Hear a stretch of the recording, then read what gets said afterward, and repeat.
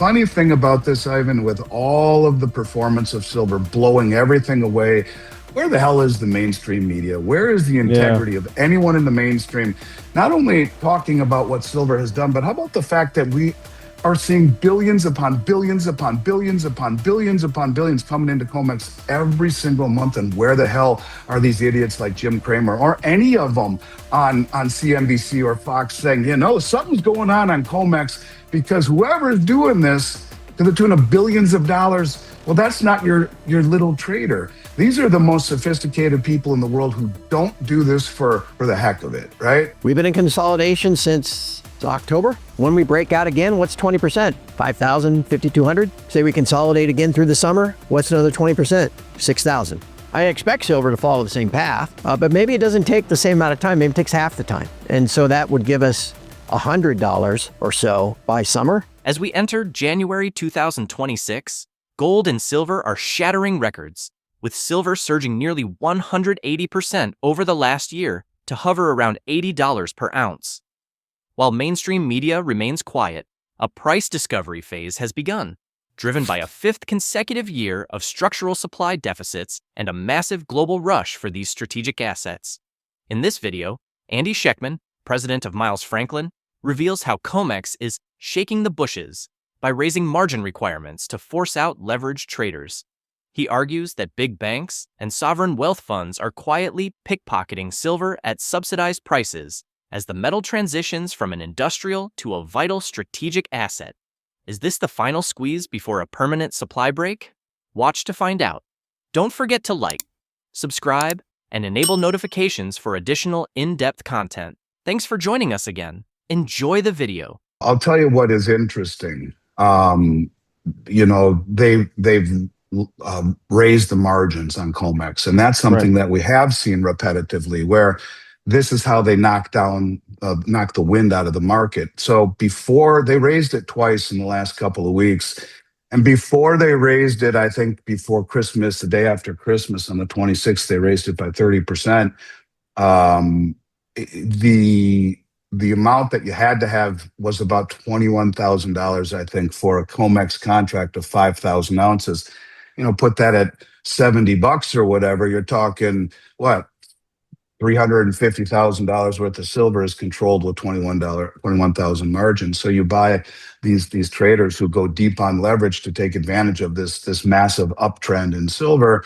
Now all of a sudden, a 30% hike, you have to immediately post, instead of 21,000, you have to post about 27,000. And if you don't come up with that money, your position is liquidated. And this is how they knock the wind out of the levered traders. They specifically target the longs. So these longs will have to sell some of their contracts, let's say, if they have a whole bunch of them, to cover the margin on what they can afford to keep that selling, and the rising of the margins begets more selling, and it starts to fall down. It's called shaking the bushes. And the big money, who's been standing for delivery, who's not on margin, stands there and pickpockets all of this silver at subsidized prices. The big banks are the ones that have the book of where all of these hedges are put on, and the entry points and the pain points. And it's kind of like a house in a neighborhood, a gated neighborhood, where the houses are $50 million each. Those people who buy those houses don't care about mortgage rates.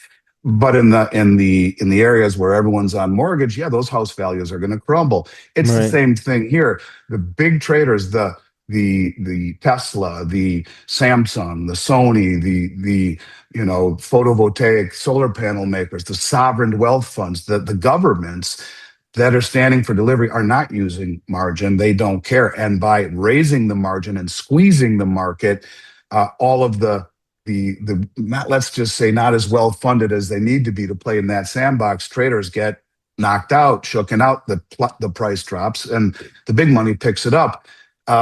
That used to knock the wind out of it, and it would never come back. Kind of like when silver was tamped down when you came on the scene in 2021 in January, February, and they knocked it down, and look how long it took to come back. Yeah, years.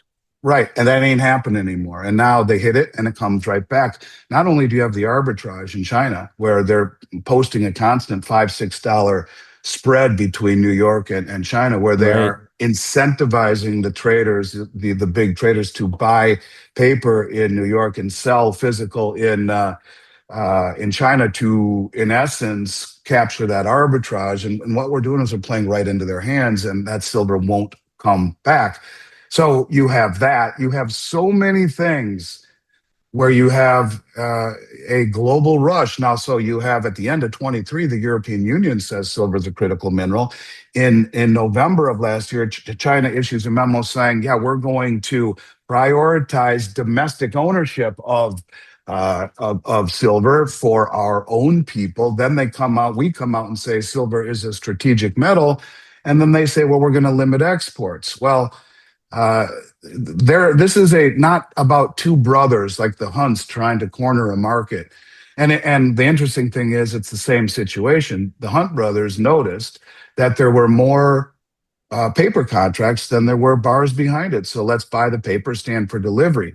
Well, and the exchange does what the exchange always does. They change the rules or modify the rules, kind of like they're doing here and going right after the longs. Well, that ain't what this is about anymore. This is about some of the biggest, most well-informed money in the world that is making a rush to accumulate a metal that is finally being admitted as strategic, not just industrial, and arguably worth more than the dollars used to purchase it. And what started out very quietly is now beginning to take notice. And the funny thing about this, Ivan, with all of the performance of silver blowing everything away, where the hell is the mainstream media? Where is the integrity of anyone in the mainstream?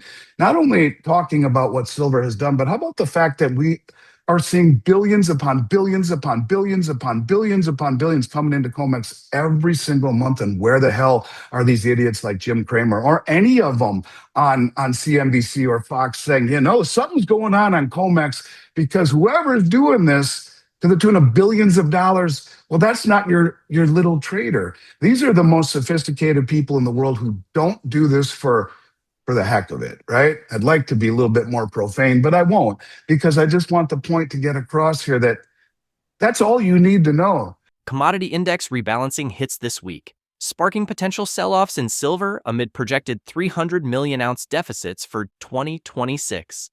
Geopolitical tensions escalate with U.S. actions in Venezuela, boosting safe haven demand as central banks ramp up gold reserves. Time to stack before the next surge. In this segment, CraigHemke, founder of the TF Metals Report, explains why this physical stress proves the current rally is unlike the spikes of 1980 or 2011. He breaks down how 4 consecutive years of supply deficits, totaling hundreds of millions of ounces, have pushed the fractional reserve pricing system to its breaking point. Hemke highlights a consistent pattern of 20% rallies followed by consolidation and challenges the mainstream narrative that has consistently underestimated this bull market. Is the scientific process of these repeating cycles about to trigger an even more explosive move? Now let's hear directly from CraigHemke. So I think probably in terms of price, I think we've determined now that this is not like the other occasions where silver went to $50, right? It spiked up to 50 in 1979 and 80 in about 4 months, and then was back to 10 in 2 months. And then most of us at least, remember 2011. We got to $48 on October the 2nd, and haven't looked back since. The more important thing that happened on October the 2nd is that was the first day that we went into, I guess it's fair to call it backwardation, of the spot price being higher than the futures price, which indicates a physical misallocation, a physical shortage, a physical stress, whatever. And it got really deep in October, and then it kind of evened back out. But even today, when the selling was heavy overnight, the backwardation got to 30 or 40 cents again, where the spot price was 30 or 40 cents higher than the front month March futures contract. And that is evidence, along with the lease rates in London and what we know about vault stocks and things like that. That's evidence that 4 straight years of supply deficit totaling 800 million ounces or whatever. That's evidence that the physical part of this fractional reserve pricing scheme is under stress. And then you've got China announcing back in October they were going to start having export controls.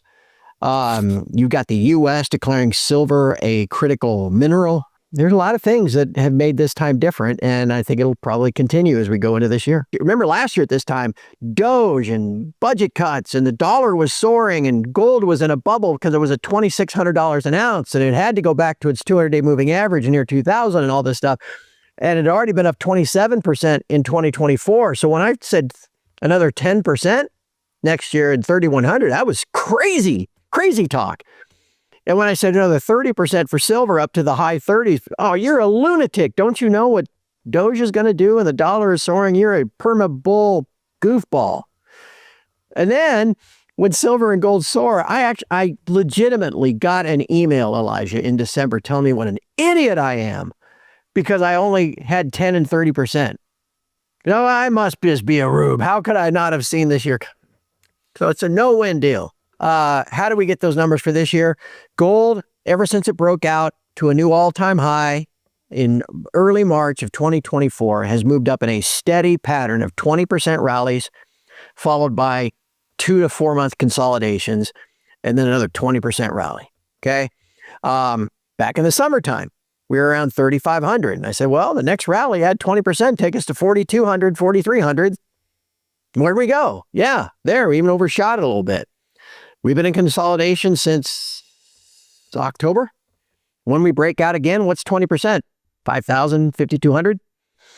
Say we consolidate again through the summer. What's another 20%? 6,000. So I'm just banking on that trend continuing, and I don't see why it wouldn't. Silver is following gold. It finally broke out to new all-time highs in October. Gold took 21 months to double.